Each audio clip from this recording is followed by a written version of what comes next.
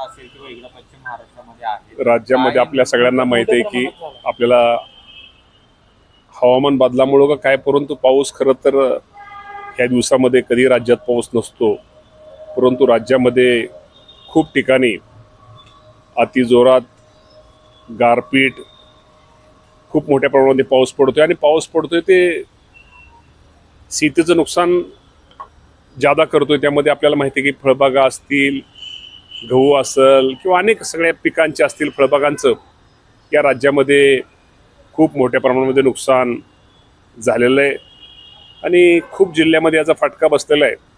आणि ज्या ज्या जिल्ह्यामध्ये ह्या अवकाळी पावसाचा फटका बसलेला आहे त्यामध्ये त्या सर्वांना आम्ही इथले आमचे महसूलचे अधिकारी असतील, कृषी विभागाचे अधिकारी असतील, ज्या माझ्या शेतकऱ्यांचं नुकसान झालं त्या सगळ्या शेतकरी पिकाचं पंचनामे करण्याचे आम्ही त्याप्रमाणे आदेश राज्याचे मुख्यमंत्री, दोन्ही उपमुख्यमंत्री, महसूल मंत्री आम्ही सर्वांनी दिलेले आहेत.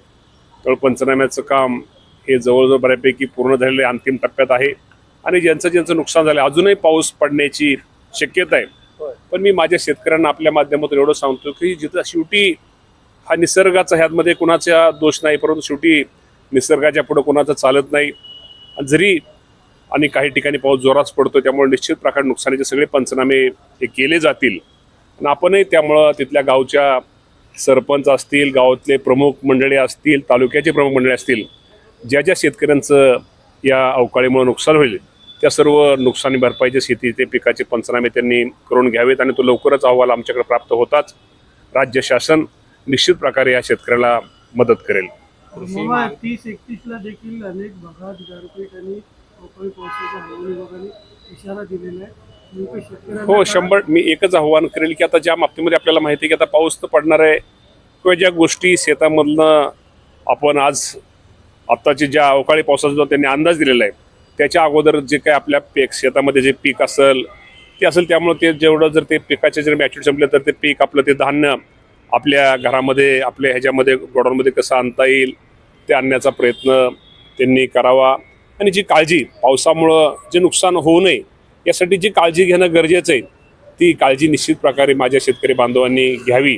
आणि अजूनही निश्चित प्रकारे अवकाळी पावसाचं संकट हे आपल्या राज्यावरती आहे. कृषी महाविद्यालयात एका विद्यार्थ्याचा मृत्यू झालेला आहे, तुम्ही आज भेट देत आहे, तर काय नेमका आढावा आणि काय सूचना यामध्ये दिल्या जातील? राज्यातल्या विद्यापीठांमध्ये अशा घटना घडू नये यासाठी, या गोष्टी घडू नये यासाठी खरं तर आपल्या सगळ्यांना माहिती आहे की तो जो विद्यार्थी बीड जिल्ह्यातला गेलेला आहे त्या तिथं मेस चालवण्याचं काम ते संघ एकत्र करत होता. आणि ज्यावेळेस तो त्याला करंट लागलेला आहे, तो करंट कशामुळे लागलेला आहे, काय लागलेला आहे, ह्याला कोण जबाबदार आहे, हे खरं तर आमच्या विद्यापीठाने पण ही काळजी खरं तर अशा गोष्टीमध्ये घेतली पाहिजे. जिथं करंट किंवा ज्या काही गोष्टी वायरिंगच्या असतील किंवा इतर गोष्टी असतील त्या गोष्टीमध्ये निश्चित प्रकारे ताबडतोब त्याची दुरुस्ती ही खरं तर अगोदरच व्हायला पाहिजे होती. त्या बाबतीमध्ये मी आता तिकडंच कॉलेजवरती निघालेलो आहे.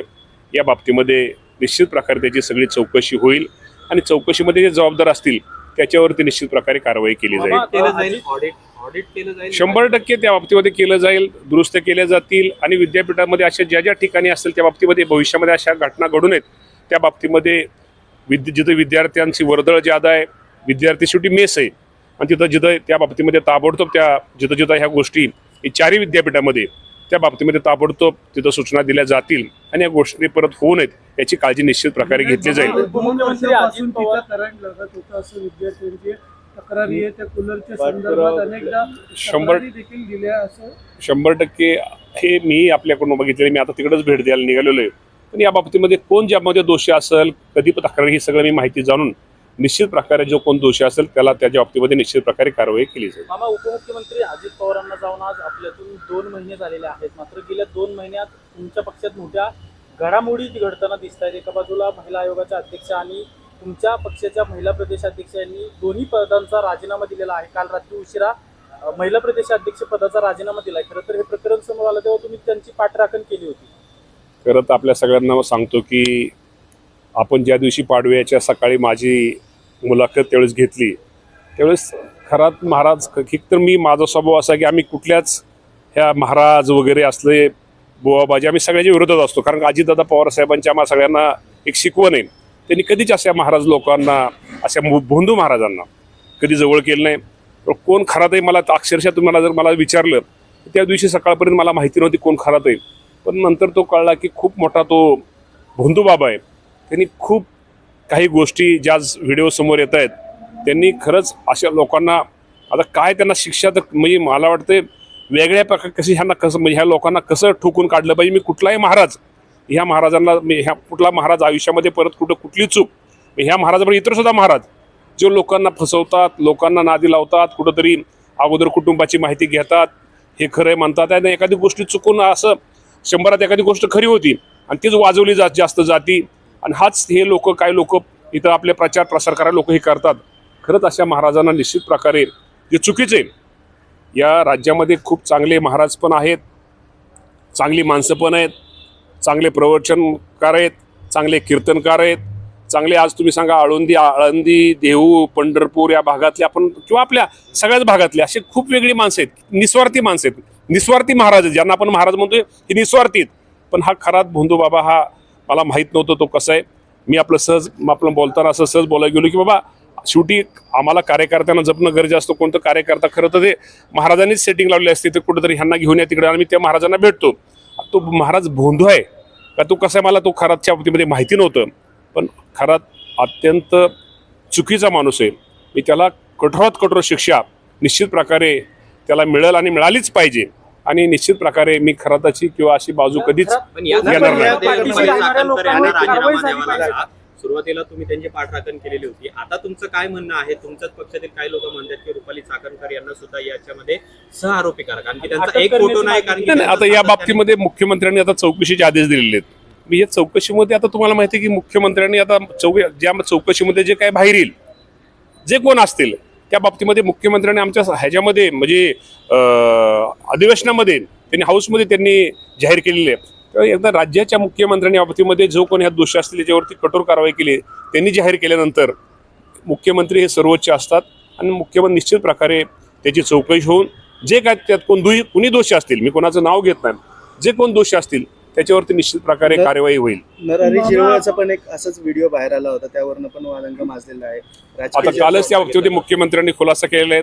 तो व्हिडिओ खरा खोटा आता मी त्या परत आणि काय तर म्हणाय परत तुम्ही परत माझी ब्रेकिंग न्यूज चालवचाल.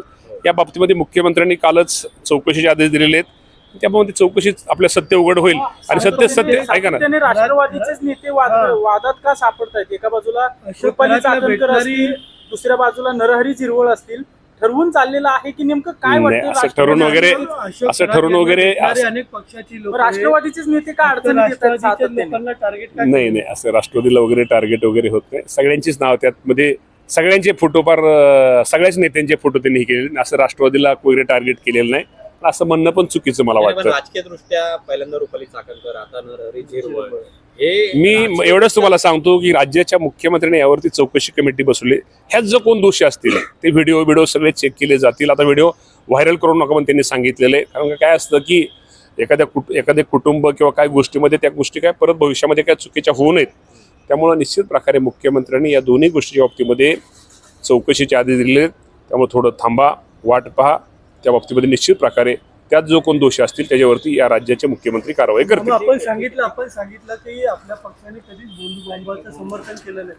मात्र भोंदू बाबा अंधश्रद्धा निर्मूलन कायदा हा 10 वर्ष झाला, मात्र त्याची अंमलबजावणी कुठंच होताना दिसत नाहीये. आता ह्यातनं शिकाय मिळेल, ह्यातनं 100% ती अंमलबजावणी झाली पाहिजे. खरं तर ज्यावेळेस एखादी गोष्ट घडती त्यावेळेस माणसाला शिकाय मिळतं.